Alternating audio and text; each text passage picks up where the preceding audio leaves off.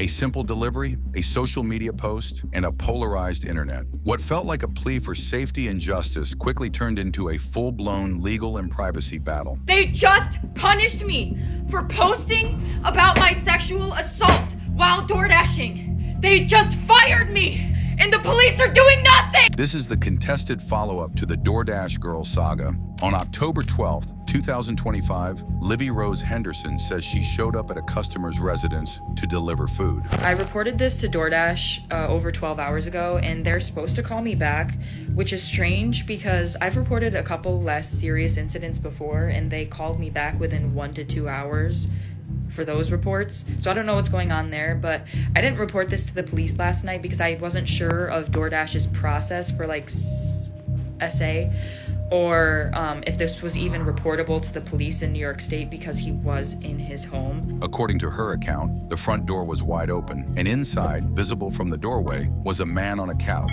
partially unclothed. She filmed the scene and later posted it on social media, calling what she encountered sexual assault. The post went viral. Reaction came fast. 2 days after her report and video, her account with DoorDash was deactivated. Hey guys, so DoorDash just deactivated me 2 days after I reported my sexual assault. The company says the deactivation was not for the report, but for violating its privacy policy by sharing footage of a customer in his home. As the dust settled, investigators reviewed security camera footage from the house, a so-called ring camera, and what they found didn't match Henderson's version. According to police and media reports, the footage indicates the front door was closed when she arrived, and that she opened it herself.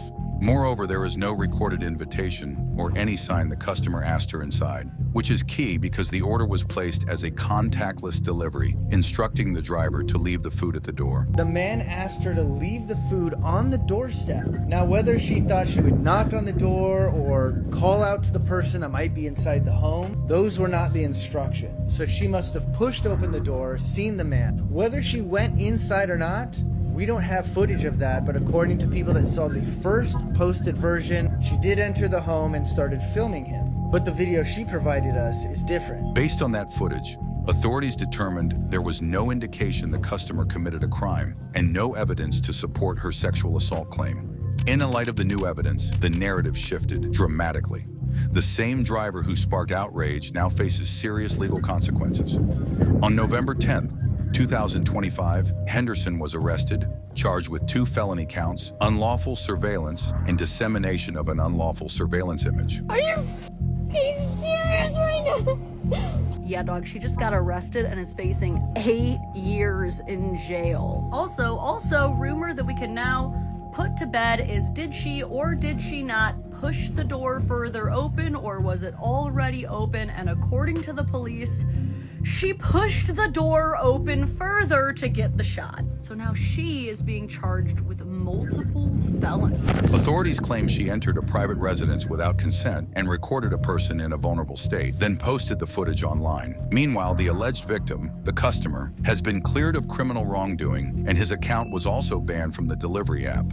The story ignited a fierce debate. On one side, advocates for gig worker safety argued that the driver had a right to document a potentially dangerous situation. Just because the DoorDash girl was arrested, it doesn't mean that you're right. Just because you're on the side of the law, it doesn't mean you're on the side of justice. The girl was flashed, and she recorded that. Should she have posted on the internet? That's likely what she's getting arrested for. However, should she have been flashed? And if she had not taken that evidence, would she have been able to get any justice at all? If she had went to the police without a video, nothing would have happened. She went to the internet without a video, nothing would have happened. So yes, this is a victim being suppressed. Everybody's acting like, oh, this is not victim suppression. She just broke the law. This is a victim being suppressed. On the other, defenders of privacy and legal standards argued she violated a man's rights by filming and publishing intimate footage without consent. Ring camera footage appears to show Henderson let herself into the man's house. And police have said there is no indication that she was encouraged to go in, let alone film. Now that's what the New York Post reported. Yahoo News reported it as well. TMZ reported it as well. Y'all could look it up for yourselves. This isn't just about one delivery gone wrong. It touches deeper issues. When a gig worker enters a stranger's home, what protections are in place for both the worker and the resident? Can posting a video ever be justified if it violates privacy laws and company policies? In an age of viral videos and social media justice, where does the line lie between documentation and exploitation? The case underscores a critical tension: workers' right to safety and transparency versus individuals' right to privacy and due process.